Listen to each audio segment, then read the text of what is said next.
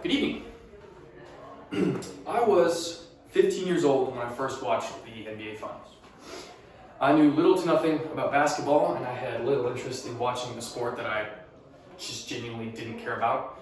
And so I went to the NBA Finals party hosted by my friend for genuinely one reason, and that was the food. There wasn't really anything remarkable about the game either. An NBA series is played to a best of 7, and so the first team to win 4 games is the victor. The Golden State Warriors were up 3-0 in a series match against the Cleveland Cavaliers, and they dominated pretty much the whole game. I don't really remember anything from the game. I'm sure there were some nice plays, a couple cool dunks, maybe some cool shots, but halfway through the game, something actually did catch my attention. A short, baby-faced man started to shoot the basketball. And he shot, and he shot, and he shot. And according to ESPN, by the end of the game, this man had made an incredible 7 three-pointers and led all players in points. Steph Curry, as I would come to know him, outplayed every single other player on the court. Thank you. And that's me that first day. And had done so without displaying even an ounce of athleticism. To a skinny, short, non-athletic teenager, this was a world-changing moment. To someone uninterested in basketball, this sport suddenly had a lesson. In a world dominated by talent, hard work can actually take a trophy. Kobe Bryant once said that hard work outweighs talent every time. Talent is easily seen and often is a celebrated aspect of community, and I'll switch sides in just a moment. If a woman performs well at a dance recital, what do people say? Oh, she's so talented, she's so gifted, she's amazing. Similar phrases are often used outside of sports as well. The business world, for example, recognizes talent, as does fashion and the design industry, to name a few. Oops, that's kind of awkward. But if talent is so recognized, what role does hard work have to play in success? Why don't we celebrate people who succeed in life without having to work hard, like lottery winners or stock exchange winners? And to some people, we actually do celebrate them. But others are celebrated for their hard work. So this is Steph Curry. And this photo was actually taken on the day that I described. I went and found it. The day that he won the 2018 NBA Finals. And by this point in his career, I would estimate, based on just basic math, that he had shot over 1.5 million basketball shots beginning at the age of 12. And this doesn't actually even account for his shooting before the age of 12, which I would assume that he did. This would be a cool little graphic of him shooting.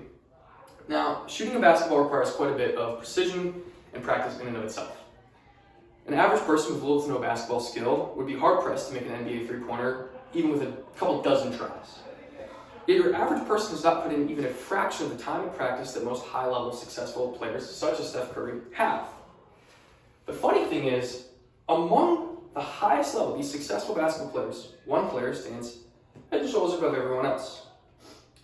So when I asked about Steph Curry's work ethic, how hard he specifically works on his shooting, Warriors assistant coach Bruce Frazier claimed that Steph Curry would participate in 2 multi-hour practices, one team and one personal. Following these practices, he will then shoot between 300 and 500 game speed shots, followed by another 100 three-pointers.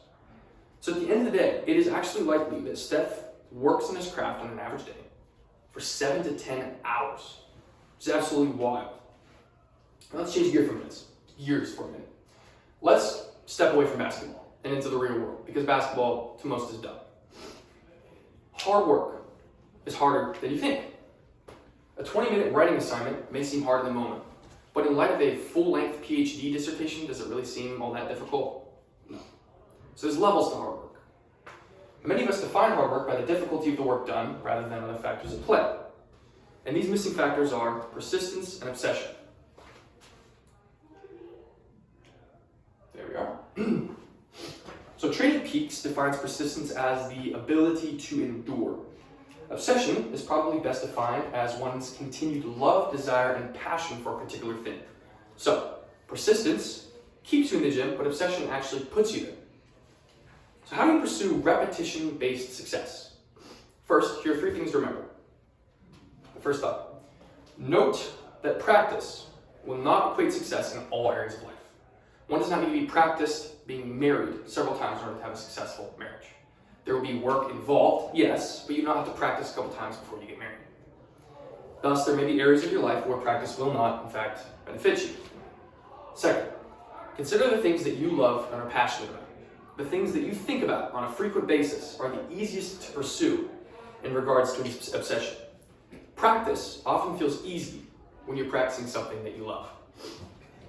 Third, remember that not all success is found on a large scale. The success that you desire may be as straightforward as just finding a good friend. If you find yourself cooking good food, learn to cook. Practice over and over and over again, and let your obsession fuel your practice. Alden Mills once said that a single minute a day practicing your goals is a healthy object to success. 1 minute a day is all that it takes to establish healthy habits and make your practice permanent. If your dream is to be a gifted orator, practice 1 minute a day, something I'm quite sure is obvious I do not do. Those who desire a future in business should practice math and logic. Again, all it needs is 1 minute. 1 minute every day will add up, and before you know it, the skill you were once mediocre at has become permanent. Now, in regards to your practice, there's another thought to consider. In the words of famous NFL coach Vince Lombardi, practice does not make perfect. Believe it or not, perfect practice makes perfect. Now, don't be scared. This can seem rather daunting, particularly in light of the 1 minute a day challenge, because who wants to work for 1 minute a day perfectly? But remember, your goal isn't to perfectly practice the thing you desire. Your goal is to practice well. Quality practice rather than lazy practice will actually show results. One final thought. Do you truly, really want it? Before you embark on this journey of consistent practice for the things that you dream about, ask yourself, do I really want it this bad? The worst possible thing you can do is to begin practicing something only to give it up because you actually didn't really want it. Passionately pursue your passions. In conclusion, Steph's story teaches us that hard work, persistence, and obsession should equate success. Find something you crave and pursue it with all of your passion and your energy. You only live one life, and in the famous words of Eminem, you only get one shot, do not miss your chance. Enjoy life, pursue the things you love, and shoot a few jump shots along the way. Thank you.